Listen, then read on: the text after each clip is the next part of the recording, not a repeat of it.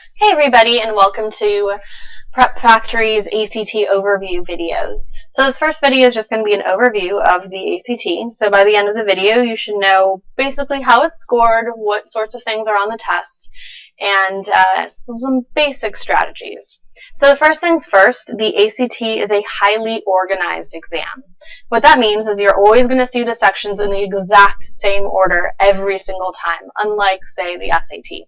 So the first section you're going to see is always going to be the English exam. The English exam is always going to have 75 questions. You have 45 minutes for it, and it's always going to have 5 passages. Next up, we have the math.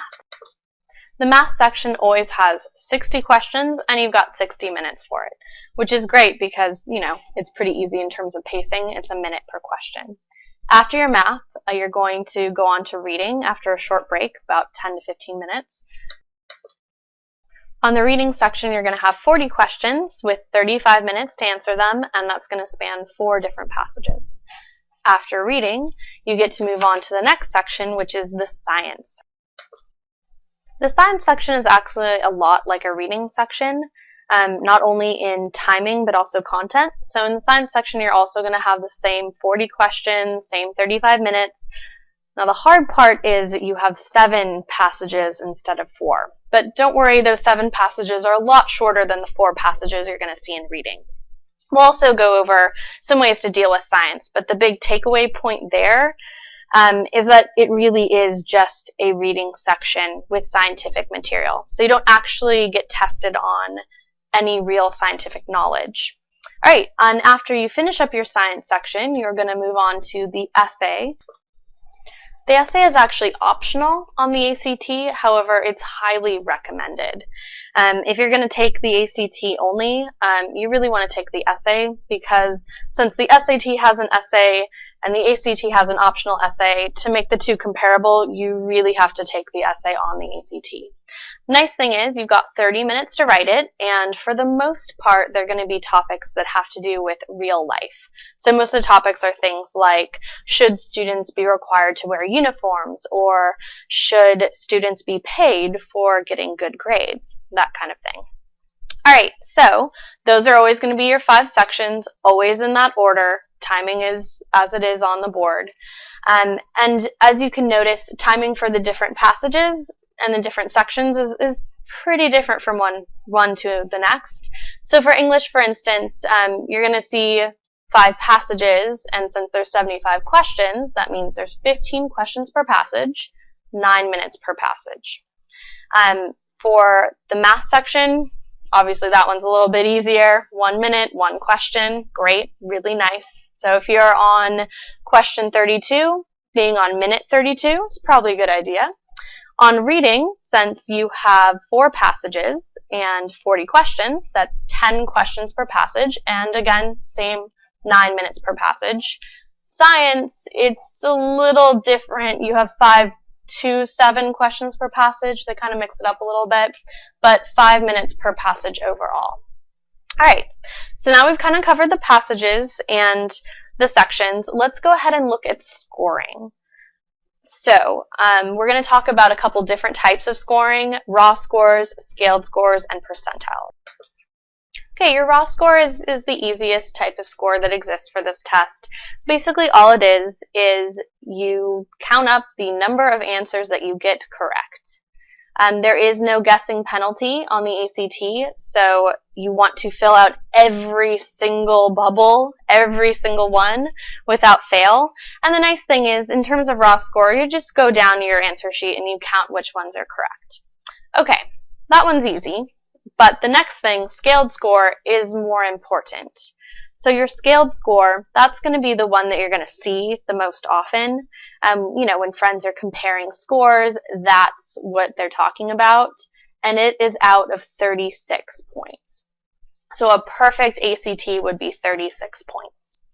Now, a scaled score is going to change a little bit based on each test that you take, because basically it's looking at how you're doing versus everyone else who's taking the test at the same time. So let me go ahead and delve into that a little bit deeper. Okay, So as you guys can see on the right side, that is a normal curve, or a bell curve, as you guys are probably used to anytime that you have a teacher who curves test scores. It looks something pretty much like this. So as you can see in the middle, there's a line. That's pretty much the middle of your curve. So half of everyone should be over on the left side, and half of everyone should be over on the right side, approximately. And of course, it changes a little bit from test to test. The standard deviation of 1, what that means is that if you took a test today, and you took a test tomorrow, didn't study in between, didn't learn anything from the first test, didn't look up the answers, didn't do anything to help yourself, you could get a score either 1 point higher or 1 point lower. But you're not going to really get a score much higher than that or much lower than that, at least statistically. So what that means is if you study, you'll have a much higher percentage chance of getting more points when you take your second test. But the ACT makers do, acknowledge that it could be slightly harder for one test for you, slightly easier on the next test. But you're never going to see anything where you take it 1 month, your friends take it 2 months from now, and they report back that the test was entirely different. And that's the whole point of prep, is that we know basically what's going to be on the test, and you can use that to your advantage. So, that's the score you're going to see the most often. That's the score that, everyone's going to be comparing. Percentile, though, also is really important.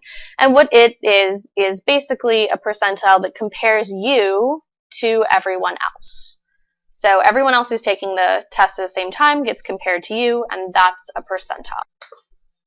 So obviously we want that percentile to be as close to 99 as possible. So there is no 100th percentile, but getting in the 99th percentile means that the vast majority of people who took the test did worse than you, and, therefore that makes you look pretty darn good. So the only last thing to note on scoring is, I'm going to go ahead and write down here, is what goes into your composite score. So because the essay is technically an optional section, the essay doesn't actually count towards your composite score. Your composite score is simply an average of English, math, reading, and science sections. So I abbreviated E plus M plus S plus R over 4, English, math, science, reading divided by 4. Next thing you're going to see is if you do choose to take the essay, you're going to see a combined English writing score. And all that is just your English section and your essay section combined together. So they add them up and they divide them by 2 instead of 4 this time. Okay, so that pretty much explains the scoring on the test. Let's go ahead and move on to when to guess. So I already said that you're always going to fill everything out on the test, but that doesn't necessarily mean that you're going to know the answer to every single question. So sometimes you're going to have to guess, and that's okay. Most people are going to guess on at least some of the questions, and you could guess right too, so it's not like guessing just means, that you've given up. So the first thing to know about guessing is that you want to go through any given section and kind of do everything that you can that's easy, that you have total control over first. So for instance, let's say I'm in the math section, and let's say I go through and there are 30 problems that I look at and go, totally know how to do this, not a problem, I do those first. Then I go through a second time and I do the problems that I think I know how to do, but either I'm not quite sure or I know they're a little more time consuming. After that, we go through and we deal with the kind of hard questions, the ones that you might not know how to do or you know how to do in a very labor-intensive way. So after that, we're going to go ahead and try to figure out how do we best help ourselves. So let's go ahead and let's just pretend this is the math section, which has 4 answer choices. On any other section, by the way, there's only, math has 5. On any other, there's 4. So on math, we actually have lower probabilities of getting things right if we don't cross anything out.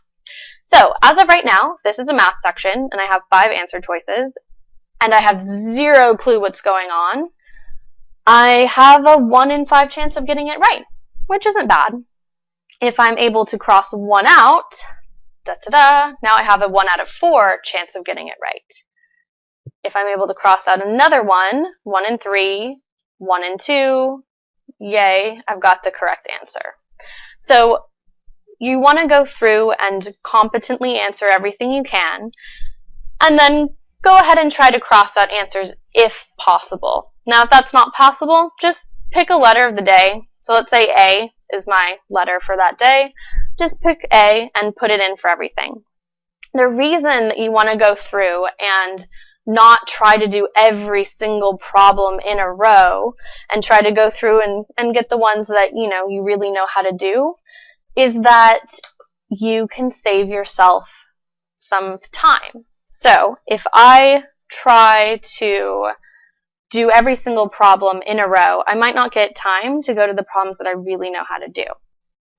Okay, so I've written down some scenarios to kind of explain this idea. So on our left, we have the bulldozer, and on the right, we have a strategist. So a bulldozer is someone who goes through and tries to diligently answer every single question, because honestly, they've been trained to do that, and they think that that's a good strategy. However, not so much. So as you can see, the bulldozer is going to answer all 60 math questions. They're going to spend 1 minute per question, and this particular bulldozer gets 24 right and 36 wrong. 24 right is going to come out to an 18 in terms of their composite score here. So an 18. Okay, so let's look at the strategist. The strategist is only answering 30 questions and then picking, let's say, A for the next 30 questions. The strategist gets to spend 2 minutes per question, so twice as much time. Because the strategist gets to spend more time per question, they're going to get 35 right, which means most of the questions probably that they actually tried to answer, and then some of the ones that they actually just picked A for as well. Alright, that student is going to get a 20.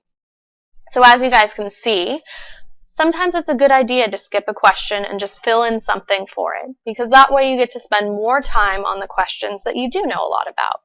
The more time you get to spend on things you know a lot about, the more likely you are to get them right. So to recap, 2 main things to remember in terms of strategy, basic strategy, and pacing. You want to fill out every single answer on your Scantron. Really important. But don't be afraid to pick a random letter for a question that you don't know how to do. Alright guys, so thanks for listening, and I will see you guys back here when in our next video we're going to go ahead and go over the English overview and then start diving into actual questions. Thanks guys.